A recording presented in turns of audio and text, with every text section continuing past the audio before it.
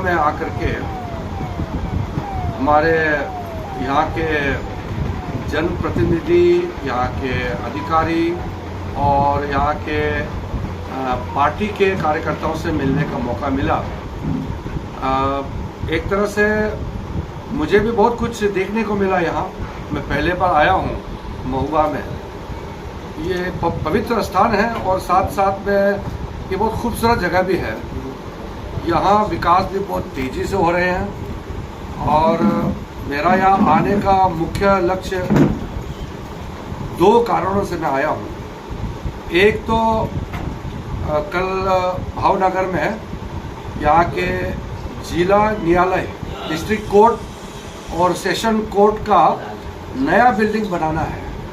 उस नए बिल्डिंग का शिलान्यास का नींव कल रखा, जिससे पूरे भावनगर और महुआ, ये पूरे अमरेली, सारा ये एरिया में न्याय का व्यवस्था और भी अच्छा हो।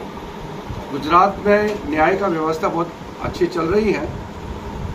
एक दो पुराने बिल्डिंग है, उसको भी नए बनाने का जो भी सपोर्ट चाहिए भारत सरकार की ओर से और गुजरात सरकार मिलकर के हम लोग काम कर रहे हैं। दूसरा,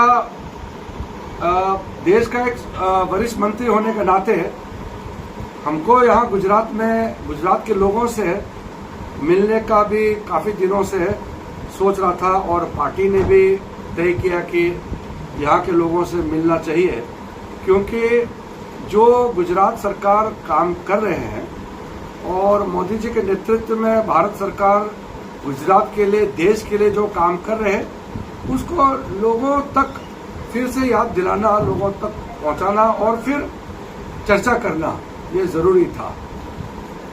अगले 2 महीने के अंदर में गुजरात में चुनाव भी होना है, तो समझदार लोग हैं, गुजरात के लोग तो समझदार हैं, वो तो इधर उधर बातों से भटकेंगे नहीं, लेकिन फिर भी सुनिश्चित करना है कि 1-2% लोग भी किसी के बहकावे में ना आए और मोदी जी के नेतृत्व में जो देश में काम कर रहे हैं और गुजरात में भूपेंद्र पटेल जी के लीडरशिप में जो काम कर रहे हैं, उसको किसी तरीके से व्यवधान ना हो, डिस्टर्बेंस ना हो, ये हम लोगों का दायित्व है सुनिश्चित करने का। इसलिए गुजरात जिस प्रकार से देश के लिए एक मिसाल राज्य बन के खड़ा हुआ है, उसको और आगे कायम करना है।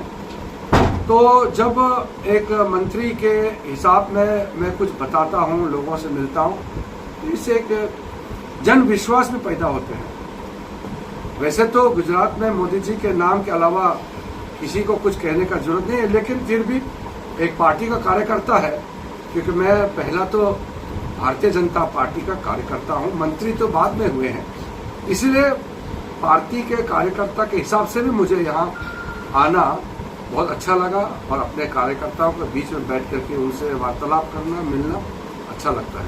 और गुजरात